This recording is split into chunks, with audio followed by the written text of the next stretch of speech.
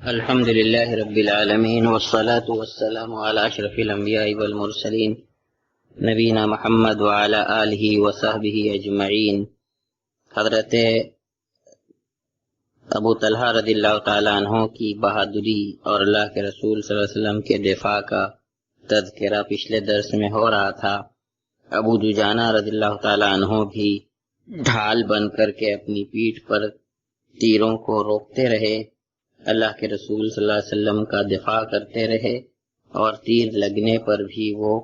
حرکت نہیں کر رہے تھے، ہل نہیں رہے تھے۔ حاتب ابن ابی بلتہ رضی اللہ تعالیٰ عنہ نے سعد ابن ابی وقاص کے بھائی عتبہ ابن ابی وقاص کا پیچھا کیا، جس نے اللہ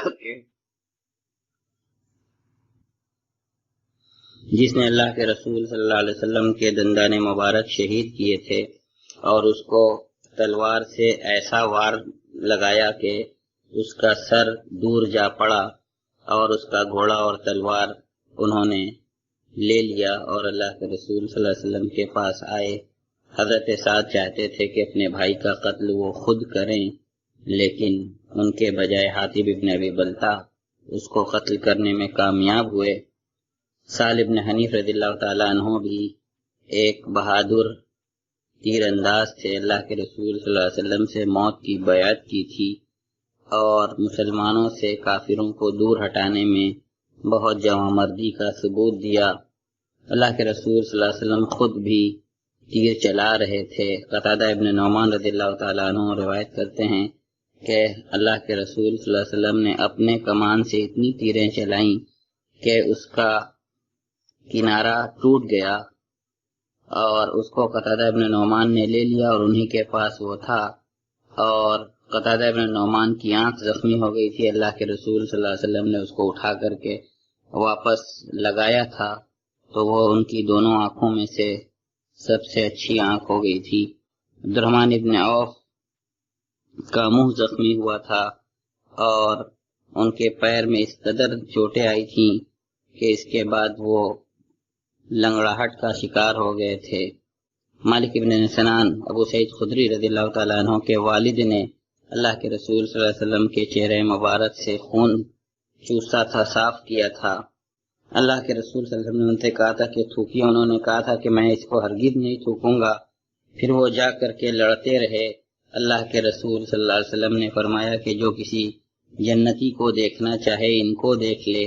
اور لڑتے لڑتے مالک ابن سنان رضی اللہ تعالیٰ عنہ شہید ہو گئے۔ ام عمارہ بہت بہادری سے لڑتی رہیں۔ ابن قمیہ ان کے سامنے آیا، اور انہوں نے ابن قمیہ پر اپنے تلوار سے اس کی گرد کے کندھے پر حملہ کیا، لیکن وہ دو درعیں پہنے ہوئے تھا، لہذا بچ گیا، لیکن اس نے ام عمارہ رضی اللہ تعالیٰ عنہ کو کئی زخم پہنچائے، اور اس کے بعد ام عمارہ رضی اللہ تعالیٰ عنہ 12 زخموں سے چور رہیں۔ مصعب ابن عمیر رضی اللہ تعالیٰ عنہ بھی بہت بہادری سے لڑتے رہے، اور ابن قمیہ اور اس کے ساتھیوں کے حملے کا مقابلہ کرتے رہے۔ جھنڈا انہی کے ہاتھ میں تھا۔ ابن قمیہ اور ان کے ساتھیوں نے ان کے داہنے ہاتھ پر وار کیا اور کاٹ ڈالا، تو داہنے ہاتھ شہید ہونے کے بعد بائیں ہاتھ میں جھنڈا لے لیا اور کفار کے سامنے ڈٹے رہے۔ بایاں ہاتھ بھی شہید ہو گیا تو اپنے گھٹنوں کے بل بیٹھ گئے، اور اپنے سینے اور کندھے سے اور گردن سے جھنڈا پکڑے رہے، یہاں تک کہ اسی حالت میں شہادت ہو جاتی ہے۔ اور ان کو ابن قمیہ نے ہی قتل کیا تھا، اور وہ سمجھتا تھا کہ یہ اللہ کے رسول صلی اللہ علیہ وسلم ہے، کیونکہ مصعب ابن عمیر کی شکل اللہ کے رسول صلی اللہ علیہ وسلم سے بہت زیادہ ملتی تھی، اور تبھی جا کر کے ابن قمیہ نے یہ آواز لگائی تھی کہ محمد صلی اللہ علیہ وسلم قتل ہو گئے۔ اور اس اعلان کا، اس افواہ کا یہ اثر ہوا کہ کچھ ہی دیر بعد یہ خبر مشرکوں اور مسلمانوں دونوں میں پھیل گئی، اور انہی حالات میں مسلمانوں میں سے بہت سے صحابہ کے حوصلے جواب دے گئے تھے، جو اللہ کے رسول صلی اللہ علیہ وسلم کے ساتھ اس وقت نہیں تھے، اور ان کی ہمتیں ٹوٹ گئی تھیں، یہاں تک کہ ان کے صفوں میں بہت بے چینی اور کمزوری آ گئی تھی اور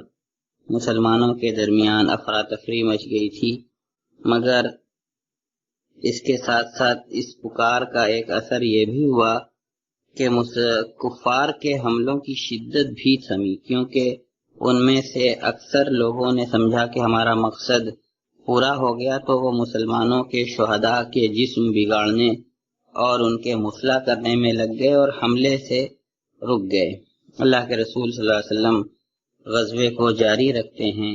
اور مسلمانوں کو کفار کے نرغے سے چھڑانے کی کوشش کرتے ہیں۔ مصعب بن عمیر کے قتل کے بعد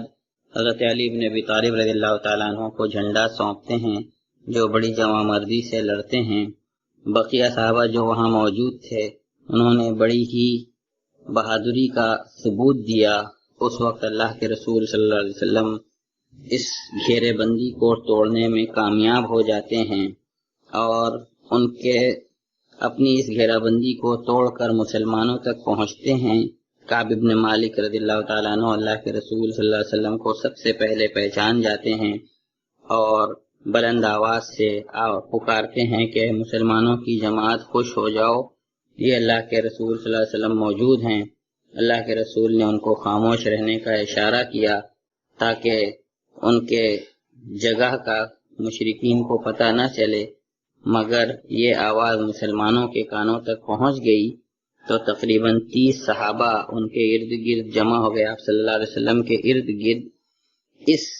اجتماع کے بعد اللہ کے رسول صلی اللہ علیہ وسلم نے ایک منظم طریقے سے پہاڑوں کی گھاٹیوں کی طرف اسلامی لشکر کو واپس لے کر کے پلٹنے کا منصوبہ بنایا اور مشرکین کے درمیان سے جو کہ پے در پے حملہ کر رہے تھے ان کے درمیان تھے، ان مسلمانوں کو نکال کر کے لے کر کے بہت پہاڑ کی گھاٹیوں تک آئے اور اس کے بعد عثمان ابن عبداللہ ابن مغیرہ جو ایک ماہر شہ سوار تھا کافروں میں سے، اللہ کے رسول صلی اللہ علیہ وسلم کی طرف بڑھا اور وہ چلا رہا تھا کہ اگر محمد بچ رہے آج تو میں کامیاب نہیں ہوں گا۔ اللہ کے رسول صلی اللہ علیہ وسلم نے لوگوں سے کہا کہ اس کو میرے پاس آنے دو، اور اللہ کے رسول صلی اللہ علیہ وسلم نے اٹھ کر کے اس پر ایسا نیزہ مارا جو اس کی گردن میں لگا اور وہ چلاتے ہوئے وہاں سے بھاگ گیا۔ بھاگتے ہوئے حارث ابن سمہ رضی اللہ تعالیٰ عنہ نے اس کا مقابلہ کیا اور اس کے پاؤں میں تلوار ماری اور اس کو گرا دیا، پھر اس کا قتل کر کے اس کے ہتھیار اور اس کے ساز و سامان کو لے کر کے اللہ کے رسول صلی اللہ علیہ وسلم کے پاس چلے آئے۔ ایک دوسرا شہ سوار عبداللہ ابن جابر حارث ابن سمہ پر حملہ آور ہوتا ہے اور ان کے کندھے پر تیر مارتا ہے اور کندھے پر تلوار سے حملہ کرتا ہے اور زخمی کر دیتا ہے۔ مسلمان حضرت حارث ابن سمہ رضی اللہ تعالیٰ عنہ کو اٹھا کر کے لاتے ہیں اور ابن ابو دجانہ رضی اللہ تعالیٰ عنہ اس عبداللہ ابن جابر پر کود پڑتے ہیں اور اس کو تلوار سے ایسی وار لگاتے ہیں کہ اس کا سر دھڑ سے الگ ہو جاتا ہے۔ اسی سخت لڑائی کے درمیان مسلمانوں کو اللہ تبارک تعالیٰ کی طرف سے رحمت کے طور پر اونگ اور نیند کا غلبہ ہوتا ہے، جیسا کہ خود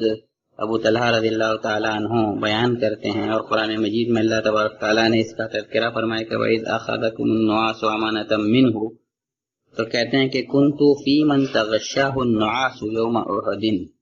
میں بھی ان لوگوں میں شامل تھا جن کو احد کے دن اونگ نے گھیر لیا تھا، اونگ جن پر غالب آ گئی تھی اور میرے ہاتھ سے تلوار بار بار گر رہی تھی اور میں اسے اٹھا رہا تھا۔ اسی جواں مردی کے ساتھ اس چھوٹے سے صحابہ کے دستے کو لے کر اللہ کے رسول صلی اللہ علیہ وسلم پہاڑوں کی گھاٹیوں کی طرف راستہ بناتے ہوئے واپسی کا ایک منظم طریقہ اختیار کرتے ہیں، اور اس کے سامنے حضرت خالد اور دیگر کفار کی تمام جواں مردیاں ناکام ہو جاتی ہیں۔ جب اللہ کے رسول صلی اللہ علیہ وسلم گھاٹی میں پہنچ جاتے ہیں تو ابی بن خلف یہ کہتے ہوئے پہنچتا ہے کہ محمد کہاں ہے، اگر وہ آج بچ گئے تو میں نہیں بچوں گا۔ مسلمان کہتے ہیں اے اللہ کے رسول، کیا ہم میں سے ہی ایک آدمی ہمارے خلاف ہو جائے گا؟ اللہ کے رسول ہم کہتے ہیں کہ اس کو چھوڑ دو، وہ آپ صلی اللہ علیہ وسلم سے قریب ہوتا ہے۔ اللہ کے رسول صلی اللہ علیہ وسلم نیزہ حارث ابن سمہ رضی اللہ تعالیٰ عنہ سے لیتے ہیں اور اس کو لے کر کے اس کے اوپر ایسا وار کرتے ہیں جو اس کی ڈھال اور اس کی خود کے بیچ سے اس کی گردن پہ لگتا ہے شہرک کے پاس، اور جس کی وجہ سے وہ بار بار اپنے گھوڑے سے لڑھکنے لگتا ہے اور کسی طرح سے بھاگ کر کے قریش کے پاس پہنچتا ہے۔ گردن میں معمولی سا ہی زخم آتا ہے اور خون رک بھی جاتا ہے، لیکن وہ کہتا ہے کہ قسم اللہ کی محمد نے مجھے قتل کر دیا۔ اس سے لوگ کہتے ہیں کہ تمہارا دل مارے خوف کے اڑا جا رہا ہے، تمہیں تو کوئی زخم وغیرہ نہیں ہے۔ وہ کہتا ہے کہ محمد صلی اللہ علیہ وسلم نے مجھ سے مکہ میں کہا تھا کہ میں تجھے قتل کروں گا، قسم اللہ کی اگر وہ مجھ پر تھوک بھی دیتے تو مجھے قتل کر ڈالتے۔ اللہ کا یہ دشمن مقام صرف میں جب کفار کا لشکر مکہ واپس لوٹ رہا تھا ہلاک ہو گیا، یہ ابی بن خلف، اور ایک روایت میں آتا ہے کہ وہ بیل کی طرح ڈکار رہا تھا اور قسم کھا رہا تھا کہ اللہ کی قسم جس کے ہاتھ میں میری جان ہے، اگر جو تکلیف مجھے ہے تمام اہل مجاز والوں کو ہوتی تو سب اس تکلیف سے ہلاک ہو جاتے۔ اسی واپسی کے سفر کے دوران طلحہ رضی اللہ تعالی عنہ اللہ کے رسول صلی اللہ علیہ وسلم کو اپنی پیٹھ پر سوار کرتے ہیں۔ واقعہ یوں ہے کہ جب اللہ کے رسول صلی اللہ علیہ وسلم واپس ہو رہے تھے تو ایک پہاڑ پر چڑھنے کے وقت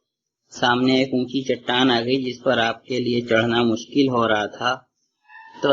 حضرت طلحہ رضی اللہ تعالی عنہ نے اللہ کے رسول صلی اللہ علیہ وسلم کے نیچے بیٹھ کر کے آپ سے فرمایا کہ آپ اس پر چڑھ جائیے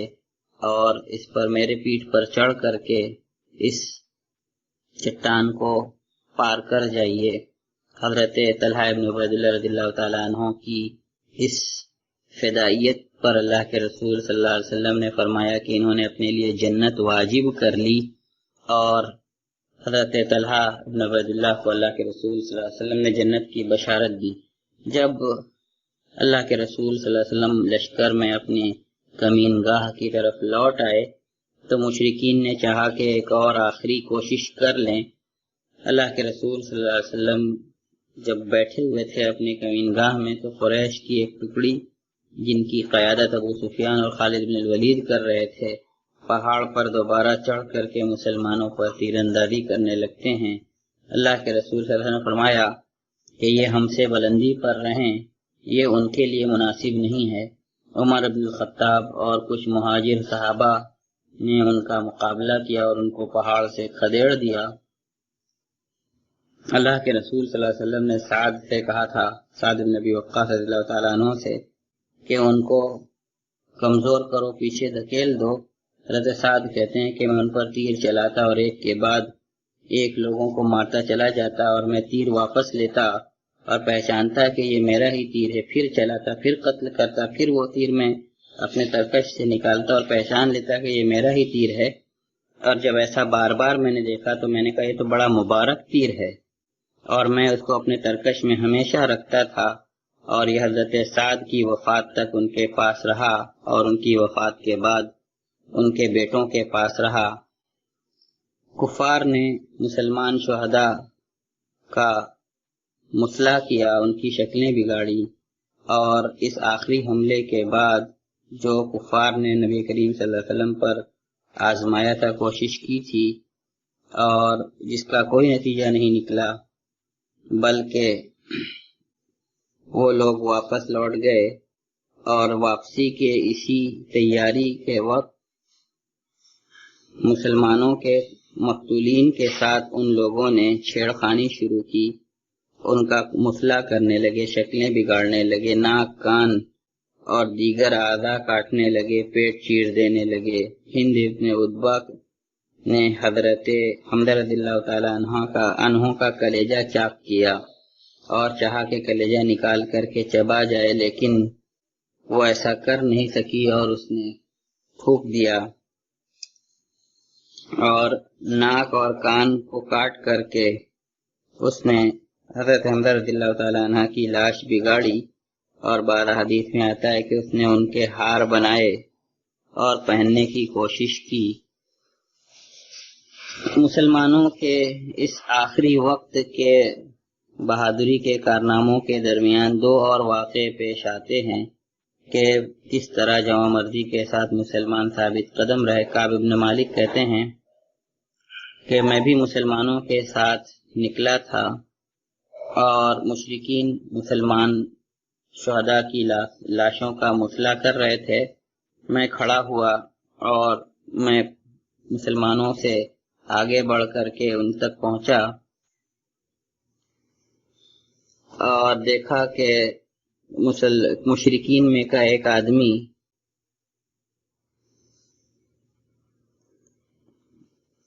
پگڑی جمع کر رہا ہے، اور وہ کہہ رہا ہے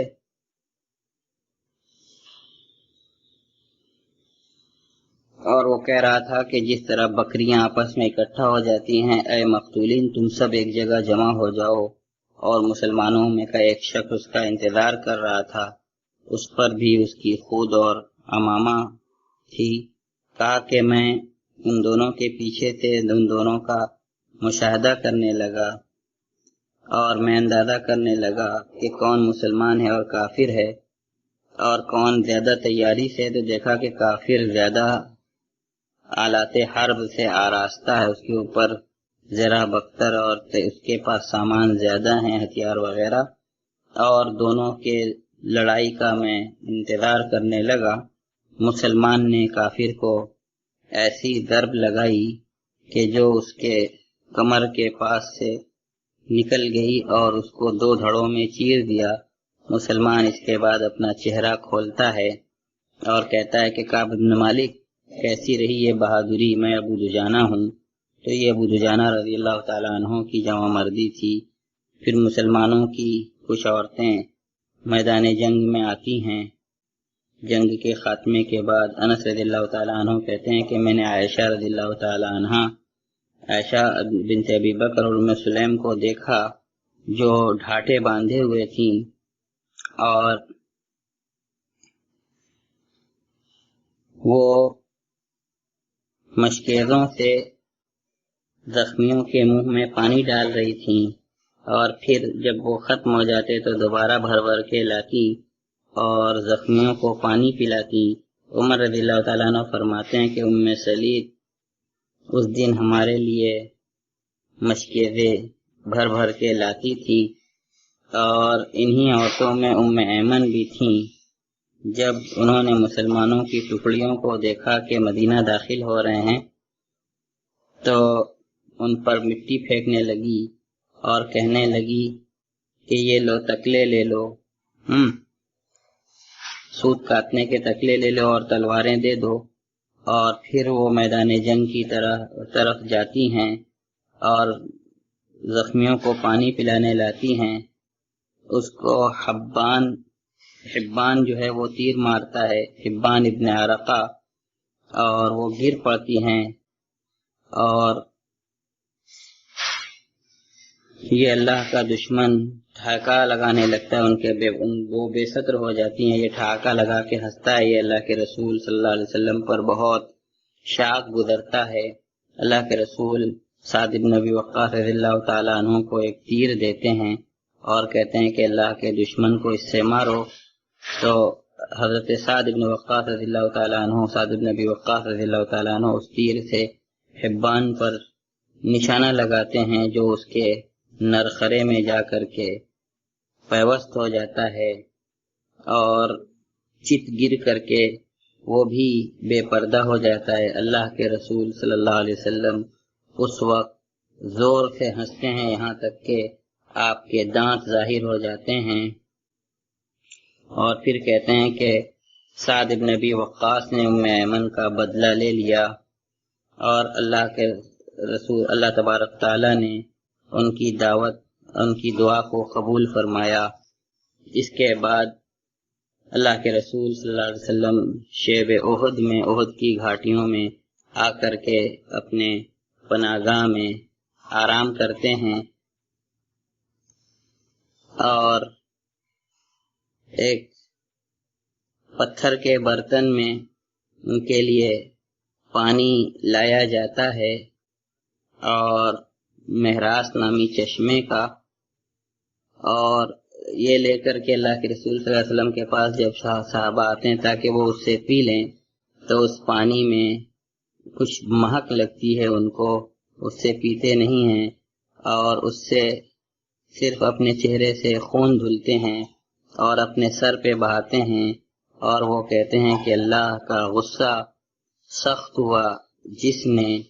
اپنے نبی کے چہرے کو خون آلود کر دیا ایسے شخص پر۔ سہل کہتے ہیں میں جانتا ہوں کہ کون اللہ کے رسول صلی اللہ علیہ وسلم کا خون دھل رہا تھا اور کون پانی بہا رہا تھا، اور اللہ کے رسول صلی اللہ علیہ وسلم نے کیا دعا کی، وہ بیما دوبیا، اور کس چیز سے اللہ کے رسول صلی اللہ علیہ وسلم کا علاج کیا گیا۔ حضرت فاطمہ آپ کا زخم دھل رہی تھی، علی رضی اللہ تعالی عنہ پانی بہا رہے تھے۔ فاطمہ نے جب دیکھا کہ پانی بہانے سے خون اور زیادہ نکل رہا ہے تو چٹائی کا ایک ٹکڑا لیا اور اس کو جلا کر کے زخم پر رکھ دیا تو خون رک گیا۔ محمد ابن مسلمہ ایک میٹھا اور عمدہ پانی لے کر کے آئے، اللہ کے رسول صلی اللہ علیہ وسلم نے وہ پانی پیا اور محمد ابن مسلمہ رضی اللہ تعالیٰ عنہ کو دعا دی، اور بیٹھ کر کے زخموں کی وجہ سے بیٹھ کر کے ظہر کی نماز پڑھائی۔ مسلمانوں نے بھی آپ کے پیچھے بیٹھ کر کے نماز ادا کی، اور جب مشرکین نے لوٹنے کی پوری تیاری کر لی، ابو سفیان پہاڑ پر چڑھ کر کے آواز دیتا ہے کہ کیا محمد تمہارے بیچ ہیں؟ صحابہ جواب نہیں دیتے ہیں۔ وہ دوبارہ پوچھتا ہے کہ کیا ابو بکر تمہارے بیچ ہیں؟ صحابہ پھر جواب نہیں دیتے ہیں۔ پوچھتا ہے کہ کیا عمر بن الخطاب تمہارے بیچ ہیں؟ وہ کوئی جواب نہیں دیتا ہے۔ اللہ کے رسول صلی اللہ علیہ وسلم صحابہ کو منع کر دیتے ہیں کہ کوئی اس کا جواب نہ دے، اور ان تینوں کے علاوہ اس نے کسی اور کے بارے میں نہیں پوچھا، اس کی معرفت کی وجہ سے کہ اسلام انہی لوگوں کی بنا پر قائم ہے۔ تو اس نے کہا کہ ان تین لوگوں کی وجہ سے تم لوگ ڈٹے رہتے ہو۔ تو عمر رضی اللہ تعالیٰ عنہ اس وقت قابو نہیں پا سکے اور فرمایا کہ اللہ کے دشمن جن کا تو نے ابھی نام لیا سب زندہ ہیں، اور اللہ نے وہ چیز باقی رکھی ہے جس کو سن کر کے تجھے کبھی خوشی نہ ہو، تمہیں برا لگے۔ یہ سن کر کے ابو سفیان کہتا ہے کہ تمہارے ہی بارے میں تمہارے ہی لوگوں کا ہم نے مصلح کیا، اور میں نے اس کا حکم نہیں دیا تھا کہ ہمارے لوگ تمہارا مصلح کریں، اور تم مجھے برا بھلا مت کہو۔ اور پھر کہا کہ حبل کو بلندی حاصل ہو۔ اللہ کے نبی صلی اللہ علیہ وسلم نے فرمایا کہ جواب دو۔ صحابہ نے پوچھا کیا جواب دیں؟ کہو کہ اللہ اعلی و اجل، کہ اللہ سب سے بلند اور سب سے برتر ہے۔ اور اس نے کہا کہ ہمارے لیے عزا ہے اور تمہارے لیے کوئی عزا نہیں۔ اللہ کے رسول نے فرمایا کہ آپ لوگ کہو کہ اللہ ہمارا مولا ہے اور تمہارا کوئی مولا نہیں۔ پھر ابو سفیان نے کہا کہ یہ بدر کا بدلہ ہے اور جنگ جاری ہے؟ عمر رضی اللہ تعالیٰ عنہ نے فرمایا کہ نہیں، کوئی برابری نہیں ہے، ہمارے مقتولین جنت میں ہیں اور تمہارے مقتولین جہنم میں۔ پھر ابو سفیان نے کہا کہ آؤ عمر میرے پاس آؤ۔ اللہ کے رسول صلی اللہ علیہ وسلم نے فرمایا کہ جاؤ دیکھو کیا کرتا ہے۔ حضرت عمر رضی اللہ تعالیٰ عنہ اس کے پاس گئے۔ ابو سفیان نے ان سے کہا کہ میں اللہ کا واسطہ دے کر کے پوچھتا ہوں، کیا ہم نے محمد کو قتل کر دیا؟ عمر رضی اللہ تعالیٰ عنہ کہتے ہیں کہ ہرگز نہیں، اور وہ اللہ کے رسول صلی اللہ علیہ وسلم اس وقت تمہاری بات سن رہے ہیں۔ تو اس وقت ابو سفیان نے کہا تھا کہ تم ابن قمیہ سے زیادہ سچے اور امانت دار ہو میرے نزدیک، اور اس نے یہ بات حضرت عمر کی مان لی تھی، اور جنگ بدر کی جگہ پر، بدر کے مقام پر دوبارہ ملاقات کا وعدہ کر کے وہاں سے چلا جاتا ہے۔ مارکے کی باقی باتیں انشاءاللہ اگلے درس کا موضوع ہوں گی۔ وآخر دعوانا الحمدللہ رب العالمین۔